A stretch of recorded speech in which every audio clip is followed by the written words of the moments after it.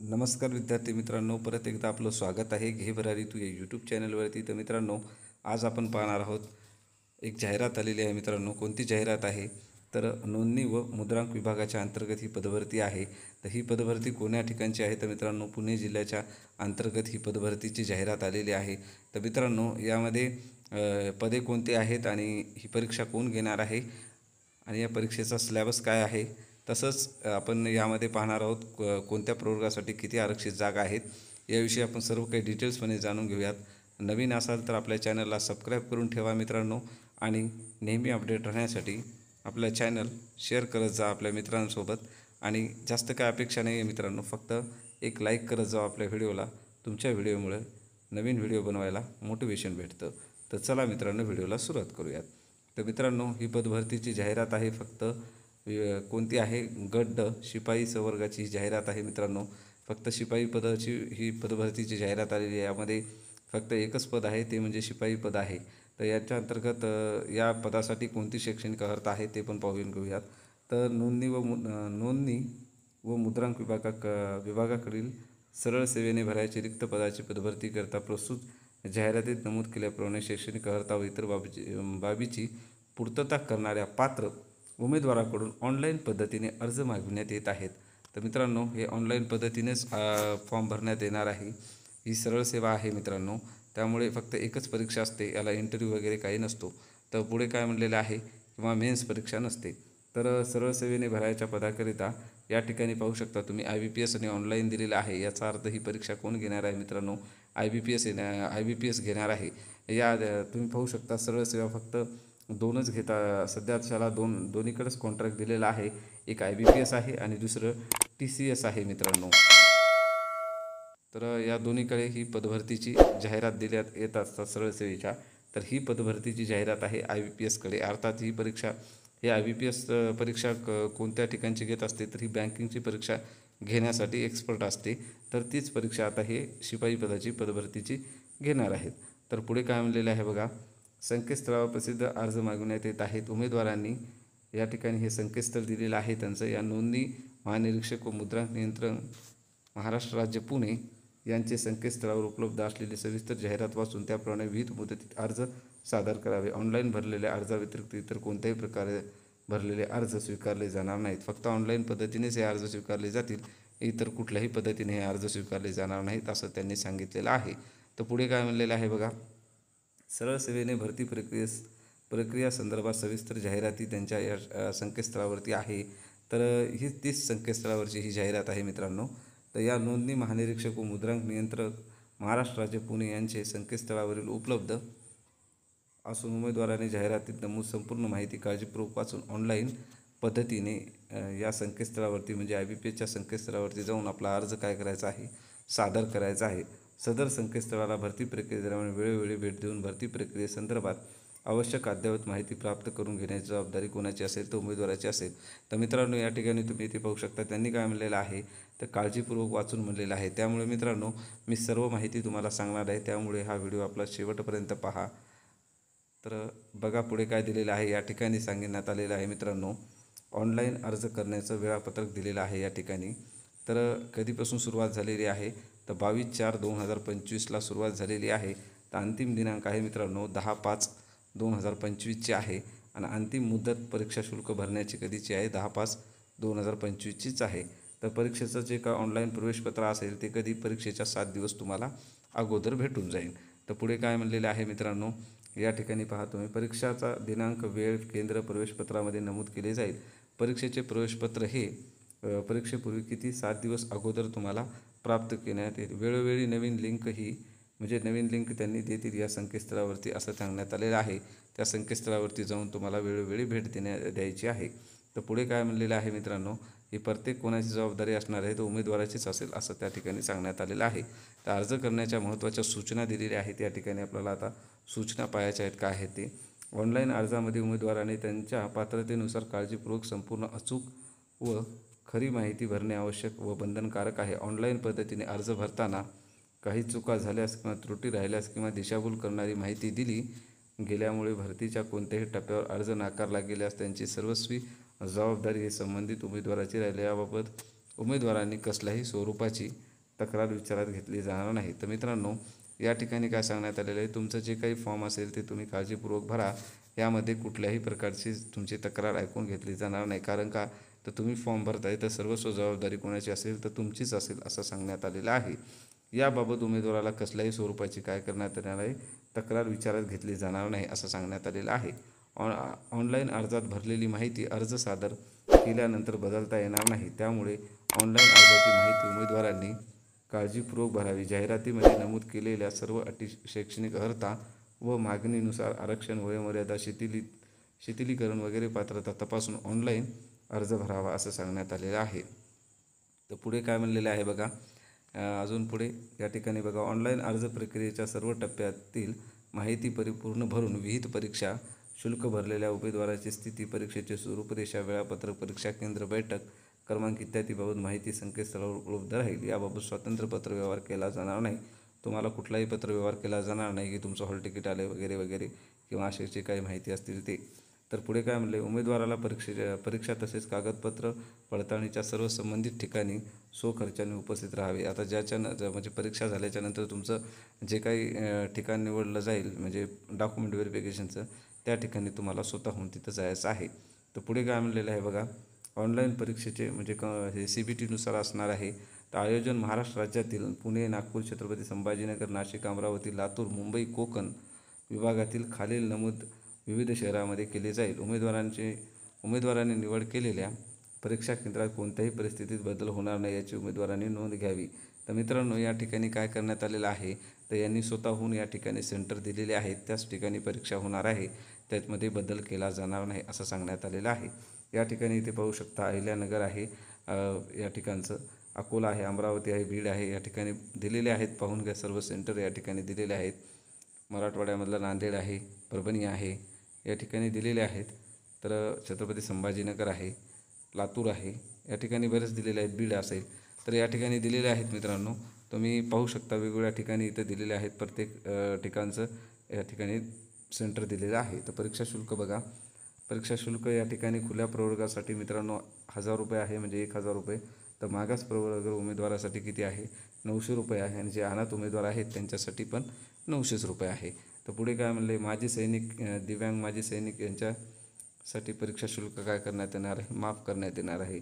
दिव्यांग म्हणजे माजी सैनिकाचा, माजी सैनिक जे काही दिव्यांग असतील म्हणजे कुठल्या म्हणजे त्यांनी सैनिक आहेत आणि ते नंतर दिव्यांग झालेत काही कारणाने किंवा कुठल्या लढाईमध्ये वगैरे किंवा त्यांच्या एखाद्या सर्जिकल स्ट्राईक वगैरेमध्ये तर त्यांनी झाले, त्यांच्यासाठीच आहे. दिव्यांग म्हणजे दिव्यांग वेगळा कोटा नाही, तर माजी सैनिक आणि दिव्यांग यांच्यासाठीच आहे ती.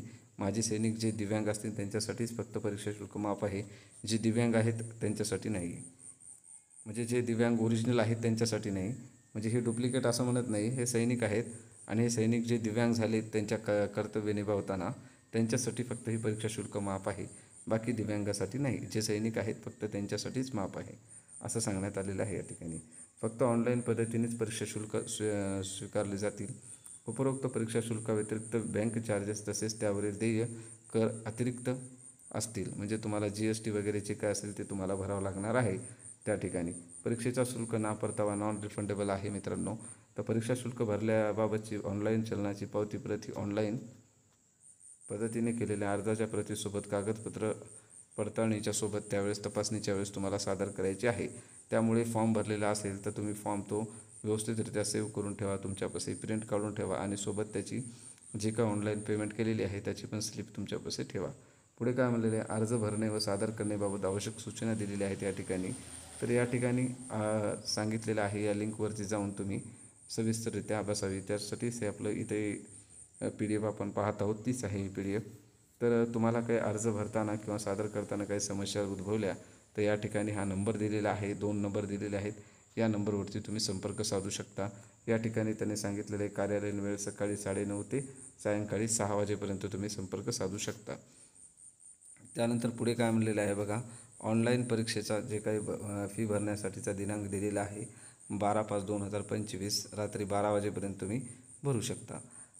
अर्जाचा हेतू पुरेपूर खोटी माहिती देणे किंवा खरी माहिती दडवून ठेवणे किंवा त्यात बदल करणे किंवा पाठवलेल्या दाखल्याच्या प्रतीची नोंदणी अनधिकृतपणे खाडाखोड करणे किंवा खाडाखोड केलेली वा बनावट दाखले सादर करणे, परीक्षा कक्षेतील गैरवर्तन, परीक्षेच्या वेळी नक्कल कॉपी करणे किंवा वशिला लावण्याचा प्रयत्न करणे यासारखे, अथवा परीक्षा कक्षाबाहेर अथवा परीक्षेनंतरही गैरहजर असणाऱ्या काय म्हणलं पुढे बघा, परीक्षेनंतरही गैरहजर असणाऱ्या उमेदवारांना गुण कमी करणे किंवा विशिष्ट किंवा सर्व परीक्षा वा निवडींच्या अपात्रता ठरविणे इत्यादीबाबत यापैकी प्रकरण योग्य त्या ठिकाणी, म्हणजे जे काय सांगतो तुम्हाला सरळ भाषेत यांनी सांगितलेलं आहे की तुम्ही कुठलीही खोटी माहिती तुमची लपून ठेवू नका, खरेदी माहिती द्या, डॉक्युमेंटवर काही खाडाखोड करू नका, आणि केलेली असेल तर ती नव्याने परत डॉक्युमेंट हे करा असं सांगण्यात आलेलं आहे. खोटी माहिती देऊ नका, सरळ त्यांनी सांगलेलं आहे. त्या ठिकाणी जर खोटी माहिती दिली तर तुमच्यावर कारवाई होईल अशा पद्धतीने त्यांनी सांगलेलं आहे. वयाचा पुराव्याचा सक्षम प्राधिकाऱ्याने दिलेला जन्माचा दाखला, शाळा सोडल्याचा दाखला किंवा माध्यमिक SSC परीक्षाचे काही उत्तीर्ण असेल तुमचं, त्यावरती वय असतं, सनद असते, त्याच्यावरती जन्मतारीख असते, त्यानुसार त्यांनी ते तुमचं वय गृहीत धरण्यात येणार आहे. तोच वयाचा पुरावा असेल. त्यानंतर काय म्हणते, शैक्षणिक अर्हतेच्या आवश्यक माहिती दिलेल्या क्रमाने नमूद करावी. संबंधित परीक्षेचे गुणपत्रिक दिनांक हा शैक्षणिक अर्हता धारण केल्याचा दिनांक समजण्यात येईल व त्या आधारे उमेदवारांना पात्रता ठरवण्यात येईल. म्हणजे ते जे काही शैक्षणिक अर्हतेचा दिनांक असेल तोच तुमचा गुणपत्रिकेचा दिनांक समजण्यात येईल असं सांगण्यात आलेलं आहे. त्यामुळे जे तुम्ही क्वालिफाय झाला तेच टाका, उगाची एक्स्ट्राची माहिती नका भरू. गुणाऐवजी श्रेणी पद्धत असल्यास कागदपत्र पडताळणीच्या वेळी उमेदवारांनी गुणपत्रिकेसोबत श्रेणी म्हणजे ग्रेड यादी सादर करावी असं सांगण्यात आलेलं आहे. बऱ्याच जणांच्या गुणपत्रिकेवरती काय असतं की टक्केवारी असती, तर काहीच्या ठिकाणी श्रेणी पद्धती असती, तर तुम्हाला ती सादर करायची आहे असं सांगण्यात आलेलं आहे. ऑनलाईन अर्ज करण्यासाठी सर्वसाधारण प्रक्रिया खालीलप्रमाणे असेल असं सांगण्यात आलेलं आहे. प्रोफाईल निर्मिती करायची अगोदर तुम्हाला, नंतर प्रोफाईल अद्ययावत करायची म्हणजे माहिती भरायची, नंतर अर्ज सादर करायचा आणि नंतर शुल्क भरून टाकायचं आहे तुमचं या ठिकाणी सांगण्यात आलेलं आहे. प्रोफाईल दिलेली आहे या ठिकाणी. तर या ठिकाणी कशा पद्धतीने तुम्ही फॉर्म भरू शकता किंवा प्रोफाईल तयार करायची आहे तुमची फॉर्मची, या ठिकाणी माहिती दिलेली आहे मित्रांनो. तर पुढे काय म्हणलेलं आहे, लॉग इन पासवर्ड याद्वारे तुम्हाला प्रोफाईल विचारण्यात येईल. या ठिकाणी फोटोची साईज आणि स्वाक्षरीची साईज दिलेली आहे अपलोड करण्यासाठी, या ठिकाणी सांगण्यात आलेलं आहे मित्रांनो. पुढे काय म्हणलेलं आहे, स्वाक्षरी तुम्हाला पांढऱ्या शुभ्र जे काही कागद असेल त्यावरती तुम्हाला काढायची पण आहे, स्वाक्षरी पण तशाच पद्धतीने पांढऱ्या याच्यावरती काढायची आहे आणि फोटो पण तशाच याच्यावर चिटकून तुम्हाला स्वाक्षरी करायची या ठिकाणी सांगण्यात आलेलं आहे. बघून घ्या तुम्ही, या ठिकाणी सांगण्यात आलेलं आहे. तर पुढे काय म्हणलेलं आहे बघा, तर पुढे अर्जाची नोंदणी अशा पद्धतीने या ठिकाणी सांगण्यात आलेलं आहे. तर याच्यानुसार आपल्याला हे करायचं आहे. परीक्षा शुल्क भरण्यासाठी तुमच्याकडे क्रेडिट कार्ड, डेबिट कार्ड वगैरे तुम्ही वापरू शकताय. त्यानंतर अपलोड करण्यासाठी या ठिकाणी फोटो किंवा स्वाक्षरी जे काय असेल त्या ठिकाणी साईज वगैरे सांगलेली आहे. त्यानंतर पुढे काय म्हणलेलं आहे बघा, टिपमध्ये काय सांगण्यात आलेलं आहे, टिपमध्ये सांगण्यात आलेलं आहे की ऑनलाईन नोंदणी केल्यानंतर उमेदवारांनी त्यांच्या प्रणालीद्वारे तयार केलेल्या ऑनलाईन अर्जाची प्रिंटआउट घ्यावी असं सांगण्यात आलेलं आहे. तर पुढे काय म्हणलेलं आहे बघा, सर्वसाधारण सूचना दिलेल्या आहे. सर्वसाधारण सूचना आपण एकदा वाचून घेऊयात मित्रांनो, म्हणजे पाहून घेऊया काय आहे ते. नोंदणी व अर्ज भरण्याची प्रक्रिया उमेदवारांनी करायची आहे. अर्ज मराठी व इंग्रजीमध्ये उपलब्ध करून देण्यात आला असला तरी संगणक प्रक्रियेमधील अर्ज इंग्रजीमध्ये भरणे आवश्यक आहे, त्यामध्ये सांगण्यात आलेलं आहे संक्षिप्तपणे. म्हणजे शॉर्ट फॉर्ममध्ये तुम्हाला नाही टाकायचं, तर पूर्ण नाव तुमचं जे काय असेल त्यानुसार तुम्हाला टाकायचं आहे. नाव असेल, पत्ता असेल, या ठिकाणी सांगण्यात आलेलं आहे. जे महिला उमेदवार लग्न आहेत, लग्नापूर्वीचं जे काही नाव असेल किंवा ते बदललं असेल त्यांनी, तर त्यांना तुम्हाला त्या ठिकाणचं कागदपत्र किंवा नोंदणी विवाह जे झालेला आहे त्याचा दाखला तुम्हाला द्यायचा आहे. त्यानंतर 10वीचं सांगण्यात आलेलं आहे. जे काही 10वी असेल तुमचं तत्सम जे का त्याप्रमाणे तुमचं नावाप्रमाणे अर्ज भरायचा आहे तुम्हाला. 10वीच्या याच्यानुसार तुमच्या 10वीच्या मार्कमेमवरती जसं नाव आहे त्या पद्धतीने या ठिकाणी नाव टाकायचं आहे. अर्जामध्ये केलेला दावा व कागदपत्र तपासणीच्या वेळी सादर केलेल्या सारांशपत्रातील अथवा सादर केलेल्या कागदपत्रातील दावा यामध्ये फरक आढळून आल्यास अर्जामधील माहिती अनधिकृत समजण्यात येईल व अर्जामधील माहिती संदर्भातील कागदपत्रे पुरावे सादर करू न शकल्यास व न मिळाल्यास उमेदवारी कोणत्याही टप्प्यावर काय केली जाईल, तर मित्रांनो रद्द केली जाईल, या ठिकाणी सांगण्यात आलेलं आहे. तर पुढे काय म्हणलेलं आहे, संबंधित पदाची परीक्षेची जाहिरात अधिसूचना दिल्याप्रमाणे सर्व सूचनांचे काळजीपूर्वक अवलोकन करून अर्ज सादर करावा. अर्जामध्ये दिलेल्या माहितीच्या आधारे पात्रता आजमावली जाईल व त्यांच्या आधारे निवड प्रक्रिया पूर्ण केली जाईल. कोणत्याही परिस्थितीत फेरपरीक्षा घेतली जाणार नाही. वरील कार्यपद्धती ही अर्ज करण्याची योग्य पद्धती आहे. याशिवाय दुसऱ्या पद्धतीने केलेला अर्ज कसा असेल? अवैध असेल. वैध नाही, अवैध असेल असं सांगण्यात आलेलं आहे. पुढे काय म्हणलेलं आहे बघा.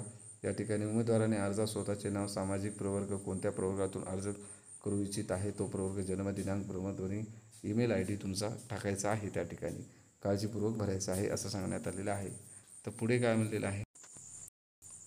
सदर माहिती जर चुकलीस त्याची नोंदणी त्याच नोंदणी महानिरीक्षक, मुद्रांक नियंत्रक, महाराष्ट्र राज्य, पुणे कार्यालय जबाबदार राहणार नाही असं सांगण्यात आलेलं आहे.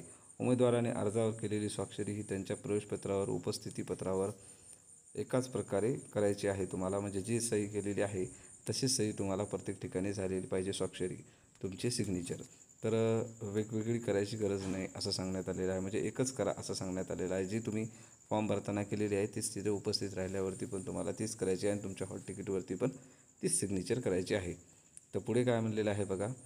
अर्ज सादर केलेल्या उमेदवारांना प्राथमिक छाननीच्या आधारे परीक्षेस बसण्याची परवानगी देण्यात येईल. त्यामुळे उमेदवार परीक्षा उत्तीर्ण झाला तरी आवश्यक ती शैक्षणिक व इतर अर्हता असल्याशिवाय व आवश्यक कागदपत्राची पूर्तता केल्याशिवाय निवड पात्रता राहणार नाही. केवळ परीक्षा उत्तीर्ण झाल्यामुळे उमेदवारास निवडीचा कोणताही हक्क प्राप्त होणार नाही. त्यामुळे उमेदवारांनी पात्रतेच्या अटी अभ्यासून अर्ज करावा असं सांगण्यात आलेलं आहे. म्हणजे तुमच्याकडे डॉक्युमेंट जर एखादा नसेल तर तुमची निवड होऊन पण तुमची काय होणार आहे, रद्द होऊ शकते असं सांगण्यात आलेलं आहे. जे आहे तेच तुम्ही भरा शैक्षणिक पात्रतेनुसार. तर पुढे काय म्हणलेलं आहे. भरती प्रक्रियेसंदर्भात सर्व माहिती, त्या अनुषंगाने होणाऱ्या बदलांची सर्व माहिती केवळ तुमच्या कुठं या IBPSच्या संकेतस्थळावरती दिलेली आहे, उपलब्ध आहे. या व्यतिरिक्त कोणत्याही माध्यमाद्वारे भरती प्रक्रियेची माहिती उपलब्ध होणार नाही याची उमेदवारांनी नोंद घ्यावी. होणार नाही म्हणजे कुठल्याही प्रकार माध्यमातून जर ही माहिती उपलब्ध होत असेल तर ती यांची नसेल, ते फेकच असेल असं सांगण्यात आलेलं आहे.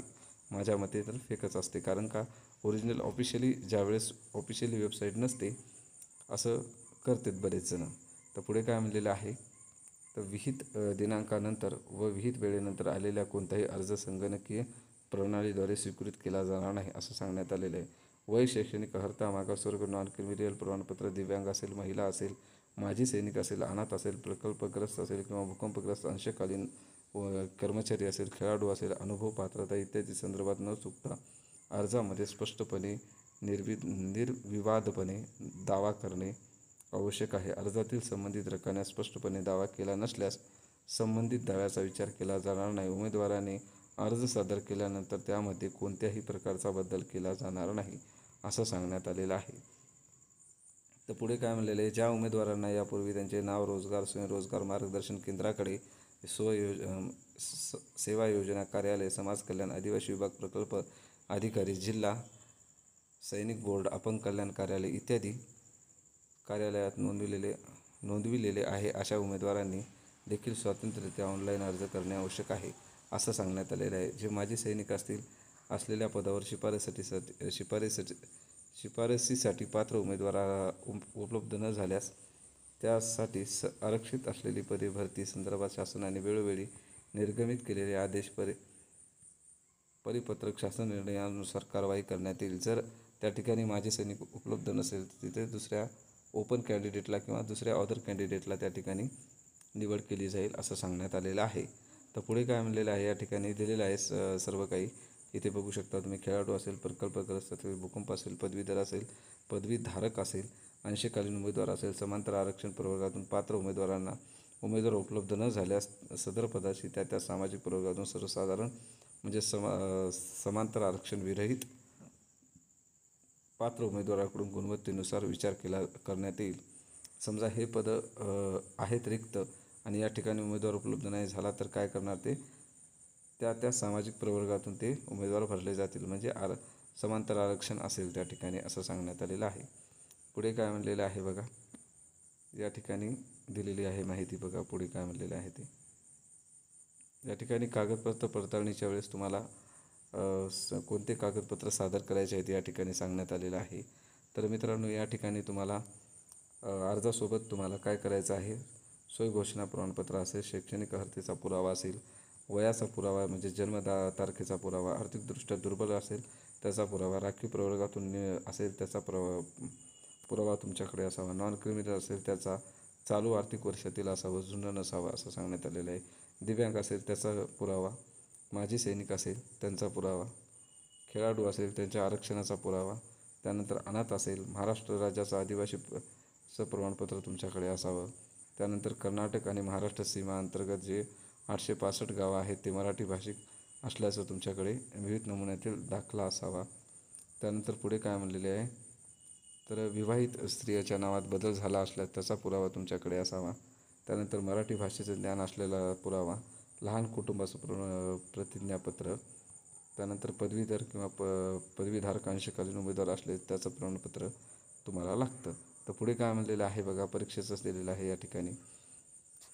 तर या ठिकाणी काय सांगण्यात आलेलं आहे, तर जाहिरात नमूद पदाकरता अर्ज केलेल्या परीक्षेकरता पात्र उमेदवारांचे प्रवेशपत्र कधी मिळणार आहे, नवीन लिंकही जनरेट केली जाईल त्यावेळेस या वेबसाईटवरती असेल. तर तुम्हाला 7 दिवस अगोदर तुम्हाला त्या प्रोफाईलमध्ये तुम्हाला उपलब्ध असेल हॉल तिकीट. तर पुढे काय म्हणलेलं आहे, परीक्षा केंद्र या ठिकाणी सांगितलेलं आहे वेगवेगळं जे तुम्ही टाकलं आहे तेच असेल. तुम्हाला ओळख पटण्यासाठी एखादं तुमच्याकडे ID कार्ड असावं, जसं की पॅन कार्ड असेल, पासपोर्ट असेल, वाहन चालक परवाना म्हणजे लायसन असेल, इलेक्शन म्हणजे वोटर ID असेल, आधार कार्ड असेल, बँकेचं पोस्ट असेल म्हणजे तुमचं काय फोटो असेल पासबुकवरती तर ते पण तुम्हाला इथे चालेल या ठिकाणी असं सांगण्यात आलेलं आहे. त्यानंतर टिप काय दिलेली आहे या ठिकाणी, तर ही महत्त्वाची असते, ही वाचून घेऊया आपण काय आहे पाहून घेऊया. तर या ठिकाणी काय सांगितले, उमेदवारांनी परीक्षेला उपस्थित राहताना स्वतःची ओळख पटविण्यासाठी आवश्यक ती मूळ कागदपत्रे, त्या कागदपत्राची छायांकित प्रत परीक्षेच्या प्रवेशपत्रासह सादर करणे आवश्यक आहे. परीक्षेच्या प्रवेशपत्रावरील नाव, जे काय हॉल तिकीटवरती नाव असेल, परीक्षा नोंदणी केल्यानुसार सोबत सादर केलेल्या ओळखपत्राची तंतोतंत जुळणे आवश्यक आहे.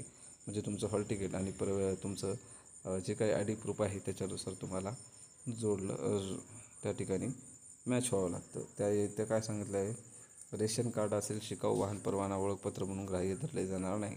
लर्निंग लायसन असेल तर तुमच्याकडे ते ग्राह्य धरले जाणार नाही या ठिकाणी सांगण्यात आलेलं आहे. परीक्षेच्या वेळेस कुठलाही अनुचित प्रकार होऊ नये, तुमच्याकडे मोबाईल किंवा इलेक्ट्रिक गॅजेट कुठल्याही वस्तू तुम्ही बाळगू नये असे सांगण्यात आलेलं आहे. जर अशा कृतीमध्ये तुम्ही जर दोषी आढळलात तर तुमच्यावर काय करण्यात येईल, फौजदारी कारवाईला सामोरे जावे लागणार असं सांगण्यात आलेलं आहे. परीक्षा केंद्र तुम्हाला जिथे परीक्षा याच्यामध्ये तुमच्या हॉल तिकीटवरती असेल आणि त्या ठिकाणी जे तुम्ही निवडलेलं आहे तुमच्या फॉर्म भरताना तेच तुम्हाला तिथे देण्यात येईल असं सांगण्यात आलेलं आहे. पुढे काय म्हटलेलं आहे बघा, पदसंख्येसंदर्भात काय सांगण्यात आलेलं आहे या ठिकाणी, नोंदणी व महानिरीक्षक मुद्रांक नियंत्रक महाराष्ट्र राज्य पुणे गट ड मधील खालील नमूद तक्त्यातील विविध संवर्गातील संख्याप्रमाणे भरायचे सर्व पदाचा तपशील परिशिष्ट 1 मध्ये नमूद केल्याप्रमाणे असेल. आता परिशिष्ट 1 खालती असेल पाहता, पदसंख्या आरक्षणामध्ये बदल कमी वाढ होण्याची शक्यता, तसेच सदरील जाहिरातीमध्ये दर्शवण्यात आलेल्या एकूण रिक्त पदामध्ये संभाव्य रिक्त पदे समाविष्ट करण्यात आलेली आहेत. उमेदवाराची निवड प्रक्रियेनंतर रिक्त असणाऱ्या पदावर नियुक्ती देण्यात येईल. त्यानंतर जसजशी पदे रिक्त होतील त्याप्रमाणे रिक्त होणाऱ्या पदावर निवड झालेल्या उमेदवाराची नेमणूक देण्याची कारवाई नियुक्त प्राधिकार करतील असं सांगण्यात आलेलं आहे. तर पुढे काय म्हणलेलं आहे बघा, आता आपल्याला पुढं पाहायचं आहे काय आहे ते, तर शैक्षणिक अर्हता काय लागते तुम्हाला या ठिकाणी बघून घ्या. आवश्यक शैक्षणिक अर्हता आहे मित्रांनो, तुम्हाला शिपाई पदाचं हे असल्यामुळे तुम्हाला 10वी कमीत कमी तुमची किमान माध्यमिक शाळा म्हणजे SSC तुमची उत्तीर्ण असावी असं सांगण्यात आलेलं आहे. वेतन श्रेणी कशी आहे तर S1 नुसार आहे, 15,000 ते 47,600 अशी असेल. आणि जे काही भत्ते असतील अनुज्ञे ते भत्ते तुम्हाला भेटत असतील. त्याच्या व्यतिरिक्त परीक्षेचं स्वरूप, दर्जा, निवड, कार्यपद्धती या ठिकाणी सांगण्यात आलेली आहे. तर काय आहे पाहूया आपण मित्रांनो परीक्षेची कार्यपद्धती वगैरे. तर या ठिकाणी काय म्हणलेलं आहे, तर या ठिकाणी खाली दिले असेल हे वाचून घेऊ आधी. शिपाई पदाकरता ऑनलाईन पद्धतीने परीक्षा घेतली जाईल. ऑनलाईन परीक्षेत प्रश्नाचा स्तर हा सेवा प्रवेश नियमांमध्ये विहित करण्यात आलेल्या किमान शैक्षणिक अर्हतेच्या दर्जापेक्षा निम्न असणार नाही, म्हणजे इथं सांगितलेलं आहे त्यानुसारच असेल. त्यानंतर ऑनलाईन पद्धतीने परीक्षा वस्तुनिष्ठ बहुपर्याय स्वरूपाची आयोजित केली जाईल. प्रत्येक प्रश्नास किती 2 गुण असेल, याप्रमाणे किती 100 प्रश्नासाठी 200 गुणाची ही परीक्षा असेल आणि 120 मिनिटाचा कालावधी असेल असं सांगण्यात आले, म्हणजे 2 तासाचा. गुणवत्ता यादीमध्ये अंतर्भाव होण्यासाठी उमेदवारांना किमान किती 45% गुण प्राप्त करणे आवश्यक आहे. त्यानंतर ऑनलाईन पद्धतीने परीक्षेत घेण्यात येणाऱ्या असल्यामुळे परीक्षेची प्रश्नपत्रिका किंवा उत्तरपत्रिका याची प्रत उमेदवारांना मिळणार नाही. त्यामुळे ही ऑनलाईन असल्यामुळे तुम्हाला कुठलीही उत्तरपत्रिका किंवा प्रश्नपत्रिकेची प्रत मिळणार नाही. ऑनलाईन पद्धतीने घेण्यात आलेल्या परीक्षेची उत्तरपत्रिका फेर तपासणी करण्यात येणार नाही. याबाबत उमेदवारांनी कोणत्याही प्रकारची नोंदणी महानिरीक्षक व मुद्रांक नियंत्रक महाराष्ट्र राज्य पुणे कार्यालय अथवा कंपनीशी संपर्क साधू नये असं सांगण्यात आलेलं आहे. तर मित्रांनो, या ठिकाणी तुम्हाला रिचेकिंगचा किंवा याच्यामध्ये नाही, डायरेक्ट निकाल लावतील ते. त्यानंतर महाराष्ट्र शासन सामान्य प्रशासन विभागाकडील शासन निर्णय क्रमांक दिलेला आहे. या ठिकाणी अन्वे गट पदासाठी मौखिक परीक्षा घेतली जाणार नाही, म्हणजे मुलाखत नाही आहे मित्रांनो, म्हणजेच इंटरव्ह्यू नाही. उमेदवारांना परीक्षेकरता अर्ज करताना कोणताही कागदपत्रे सादर करायची आवश्यकता नाही परीक्षेसाठी अर्ज करताना. तर तुमची निवड झाल्याच्यानंतर तात्पुरती निवड यादीमध्ये समावेश होणाऱ्या उमेदवारांना कागदपत्र पडताळणीला बोलविण्यात येईल. त्याबाबत यादी व वेळापत्रक त्यांच्या संकेतस्थळावरती काय करण्यात येईल, प्रसिद्ध करण्यात येईल. कागदपत्रे पडताळणीच्या सर्व मूळ कागदपत्रे व त्यांच्या प्रत्येक 2 स्वाक्षांकित प्रतीसह उपस्थित राहणे काय आवश्यक आहे. कागदपत्र पडताळणीनंतर अंतिम निवड यादी, प्रतीक्षा यादी त्यांच्या संकेतस्थळावरती काय करण्यात येईल, प्रसिद्ध करण्यात येईल सांगण्यात आलेलं आहे. पुढे काय म्हटलेलं आहे, तुमचा ओळखीचा पुरावा म्हणून तुमच्याकडे काय असावं, आधार कार्ड किंवा निवडणूक आयोगाचं ओळखपत्र किंवा पारपत्र, पॅन कार्ड, वाहन परवाना यापैकी कोणतंही एक असावं असं सांगण्यात आलेलं आहे. परीक्षेचं वेळापत्रक या संकेतस्थळावरती तुम्हाला प्रसिद्ध करण्यात येणार आहे. त्यानंतर उमेदवारांना जर समान गुण असतील तर काय होणार आहे, तर ऑनलाईन परीक्षेच्या समान गुण मिळाल्यानंतर परीक्षेचा निकाल तयार करताना गुणवत्ता यादीतील प्राधान्यक्रम पुढीलप्रमाणे राहील. आत्महत्याग्रस्त जे शेतकऱ्याचे पाल्य आहेत त्यांना प्रथम प्राधान्य देण्यात येईल. त्यानंतर समान गुण प्राप्त करणाऱ्यास असेल आणि ते आत्महत्याग्रस्त पाल्य नसेल अथवा वरील नुसार एकापेक्षा अधिक उमेदवार समान गुण प्राप्ती असेल तर त्यापैकी वयाने जे ज्येष्ठ आहेत त्यांना प्राधान्य देण्यात येईल. तर अशा पद्धतीने सांगण्यात आलेलं आहे. त्याच्यानंतर पुढे जे काही उच्च शैक्षणिक असेल त्यानंतर जे काही दिलेलं आहे त्या असं या ठिकाणी सांगण्यात आलेलं आहे. या ठिकाणी टीप काय म्हणलेलं आहे बघा, हे महत्त्वाचं आहे. तर टीपमध्ये सांगण्यात आलेलं आहे की आत्महत्याग्रस्त शेतकऱ्यांचे पाल्य म्हणजेच महाराष्ट्र शासन महसूल व वन विभागा यांच्याकडे शासन निर्णय दिलेला आहे. 23 जानेवारी 2006 अन्वये गठीत करण्यात आलेल्या जिल्हाधिकाऱ्यांच्या अध्यक्षतेखाली जिल्हास्तरीय समितीने ज्या कुटुंबास शेतकरी आत्महत्या प्रकरणी मदतीसाठी पात्र ठरविले असेल अशा कुटुंबातील जे काही मृत्यू पावले शेतकरी पाल्य पत्नी मुलगी होईल त्यांच्यासाठी हे आहे. संबंधित उमेदवारांनी सदरचा पुरावा सादर करणे बंधनकारक आहे. निवड सूची संदर्भात काय म्हणलेलं आहे बघा, निवड समितीने तयार केलेली निवड सूची किती म्हणजे 1 वर्षासाठी असेल, त्याच्यानंतर ती लॅप्स होईल. त्यानंतर काय म्हणलेलं आहे, उमेदवारांना सर्वसाधारण अटी आणि शर्ती काय सांगण्यात आलेल्या आहेत. तर अटी आणि शर्ती सांगण्यात आल्या की उमेदवार भारताचा नागरिक असावा, उमेदवार हा महाराष्ट्र राज्याचा रहिवासी असावा, महाराष्ट्र शासन सामान्य प्रशासन विभाग म्हणजे जे काही हे जे कर्नाटक आणि महाराष्ट्र सीमा भागावरती जे गावं आहेत 865 ते मराठी भाषिक असावेत, त्या पदासाठी अर्ज करू शकतात. या ठिकाणी वयोमर्यादा दिलेली आहे मित्रांनो. वयोमर्यादा काय आहे बघा, सामाजिक आणि समांतर आरक्षणानुसार असेल तर खुल्या प्रवर्गासाठी किमान 18 आणि कमाल किती आहे 38 वर्ष आहे. मागास जे आहे ते 18 ते 43 आहे. दिव्यांग उमेदवार आहेत 18 ते 45 आहे. प्रकल्पग्रस्त आहेत 18 ते 45 आहे आणि भूकंपग्रस्त आहेत 45 ते 18 आहे. अंशकालीन आहेत ते पण 18 ते 55 आहेत मित्रांनो. त्यानंतर माजी सैनिक आहेत ते म्हणजे त्यांनी सशस्त्र दलामध्ये केलेली सेवा असेल तर त्याचे 3+ वय वाढून असेल म्हणजे 45 ते 48 वर्ष समजा त्यांना भरू शकतात फॉर्म 18 ते 48 वर्षापर्यंत.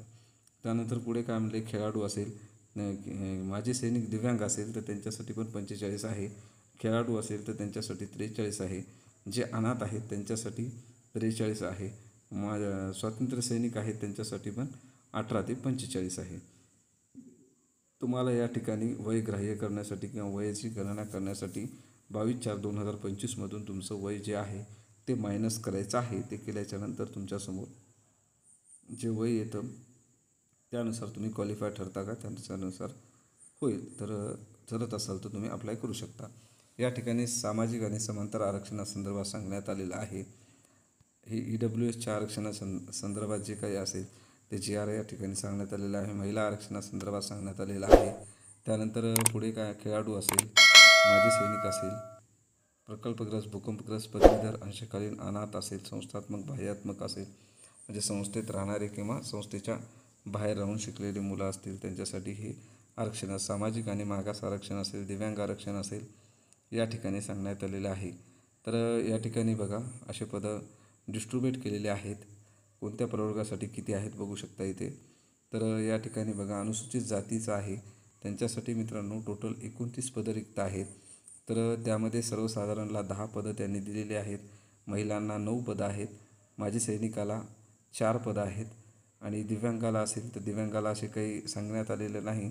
कुठल्या प्रवर्गातून ते नाही भरू शकत, फक्त ते दिव्यांग असतात त्याच्यामुळे त्यांच्यासाठी टोटल 11 पदं रिक्त दिलेली आहेत दिव्यांगासाठी.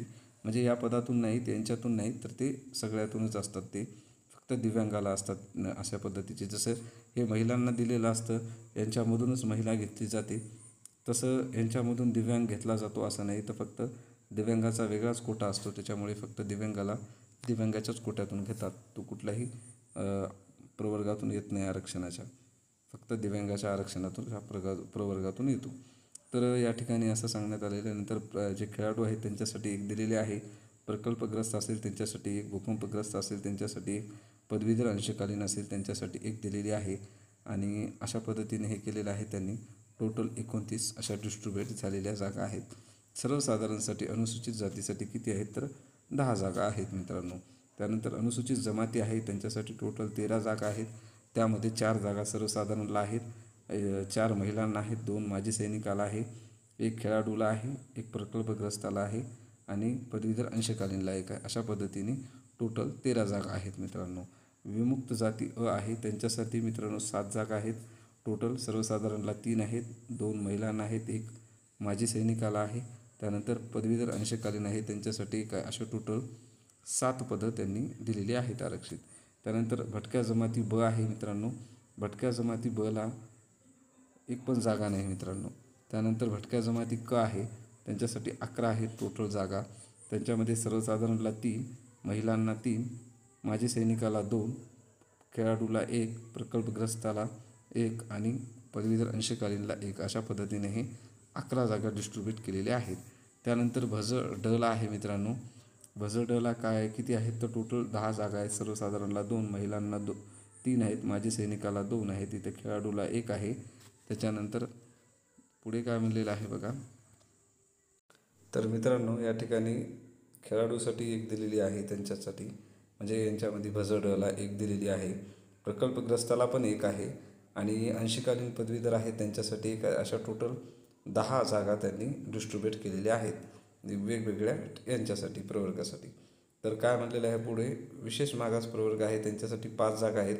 1 सर्वसाधारणला आहे, 2 महिलांना आहेत, 1 माजी सैनिकाला आहे आणि त्यानंतर पदवीधर अंशकालीन. अशा पद्धतीच्या हे 5 जागा डिस्ट्रीब्यूट केलेल्या आहेत. तर पुढे काय केलेलं, पुढे बघा मित्रांनो, इतर मागास प्रवर्ग आहे त्यांच्यासाठी टोटल 62 जागा रिक्त आहेत मित्रांनो. त्यामध्ये 21 सर्वसाधारणला आहेत, त्यानंतर 19 आहेत ते महिलांना आहेत, 9 आहेत ते माजी सैनिकाला आहेत, 3 आहेत ते खेळाडूला आहेत आणि जे 3 दिलेले आहेत, 1 मिनिट हे क्लिक झालं दुसरीकडे, तर हे याच्या प्रकल्पग्रस्त असेल आणि हे शेवटी जे दिलेलं आहे अंशकालीन उमेदवार त्यांच्यासाठी हे दिलेले आहेत पदवीधर. अशा पद्धतीने हे 62 जागा डिस्ट्रीब्यूट केलेल्या आहेत. EWSच्या पण तशा पद्धतीने मित्रांनो 28 जागा आहेत, 10 महिलांना आहेत, 10 सर्वसाधारणला आहेत, 8 महिलांना आहेत, 4 माजी सैनिकाला आहेत, बाकी 1 दिलेलं आहे आणि 3 जे आहेत ते अंशकालीन उमेदवारासाठी आहेत. SEBC आहे, सामाजिक शैक्षणिक मागास वर्ग आहे त्यांच्यासाठी 28 जागा आहेत मित्रांनो. टोटल 10 जागा सर्वसाधारणला, 8 महिलांना, 4 माजी सैनिकाला, सेम EWSनी केलेलं आहे मित्रांनो डिस्ट्रीब्यूट. त्यानंतर अराखीव जे ओपन प्रवर्गाचे आहेत त्यांच्यासाठी टोटल 91 जागा आहेत रिक्त. त्यामधल्या सर्वसाधारणला 29 आहेत, 27 जे आहेत ते महिलांना आहेत आणि 14 आहेत ते माजी सैनिकाला आहेत. आणि प्रत्येक हे खेळाडू असेल 5, प्रकल्पग्रस्त असेल त्यांच्यासाठी दिलेले आहे 5. तर अशा पद्धतीने हे 2 आणि शेवटी जे 9 आहेत ते अंशकालीन उमेदवार पदवीधर आहेत त्यांच्यासाठी दिलेले आहे. तर पुढे काय म्हणलेले आहे टीपमध्ये, माननीय विभागीय आयुक्त मागासवर्गीय कक्ष पुणे यांच्याकडून बिंदू नियमावलींचा नोंदवही पडताळणी केल्यानुसार पदभरती करायच्या एकूण किती 284 पदाची हे शिल्लक आहेत. त्याच्यानुसार हे ते आरक्षण देण्यात आलेलं आहे. हे 4 क्रमांक नमूद करण्यात आलेले आहेत त्यांनी वरील रकान्यात. एकूण 284 पदापैकी 11 पदं ही कोणाला आहेत, दिव्यांगाला आहेत. आणि जे अनाथ आहेत ते 2 पदं आरक्षित अनाथासाठी आहेत. तर पुढे काय म्हणलेलं आहे या ठिकाणी, आता अभ्यासक्रम दिलेला आहे तर परिशिष्ट 2मध्ये, त्यामध्ये इंग्रजी दिलेलं आहे मित्रांनो. 25 प्रश्न आहेत 50 गुणासाठी. आणि हे माध्यम कसं असणार आहे तर इंग्रजीचं असणार आहे. इंग्रजीचं माध्यम इंग्रजी असतं. कालावधी 30 मिनिटाचा आहे. त्यानंतर मराठी आहे मित्रांनो, 25 प्रश्न 50 गुणांसाठी. याचं परीक्षेचं माध्यम कसं आहे, मराठी आहे आणि 30 मिनिटाचा कालावधी आहे. सामान्य ज्ञान आहे ते त्यांचं पण 25 प्रश्न 50 गुणासाठी आणि त्यांना मराठी व इंग्रजी या 2 याच्यामध्ये तुम्ही भाषेमध्ये देऊ शकता. त्यांच्यासाठी फक्त म्हणजे 30-30 मिनिटच आहे सर्वांचा कालावधी. आणि हे जे दिलेलं आहे सामान्य ज्ञान ते पण तुम्ही फक्त 2 भाषेत तुम्ही सामान्य ज्ञान सोडू शकता, मराठी आणि इंग्रजीमध्ये. तसंच गणित आणि बुद्धिमत्ता पण दिलेले आहेत, ते पण त्याच 2 भाषेमध्ये तुम्ही सोडू शकता. या ठिकाणी 25 प्रश्न 50 गुणासाठी दिलेले आहेत. असं टोटल 100 प्रश्न 200 गुणासाठी दिलेला आहे. त्याचा अवधी आहे मित्रांनो 120 मिनिटाचा, अर्थात 2 तासाचा आहे. या ठिकाणी काय सांगण्यात आलेलं आहे, प्रत्येक प्रश्नाच्या उत्तरासाठी 5 पर्याय उपलब्ध आहेत. तसे 4 असतात, या ठिकाणी 5 देते IBPS. तर पुढे काय म्हणलेले आहे, नकारात्मक गुण पद्धतीचा अवलंब केला जाणार नाही. म्हणजे निगेटिव्ह सिस्टम नाही मित्रांनो. तुम्हाला जेवढे येतात तेवढे सोडवायचे आणि जे येत नाहीत ते पण तुम्ही तुक्की मारू शकता, कारण निगेटिव्ह नसल्यामुळे. तर अशा पद्धतीची माहिती होती मित्रांनो. माहिती कशी वाटली नक्की कळवा. माहिती आवडली असेल तर लाईक करा, शेअर करा आणि आपल्या चॅनलला सबस्क्राईब. थँक्यू मित्रांनो.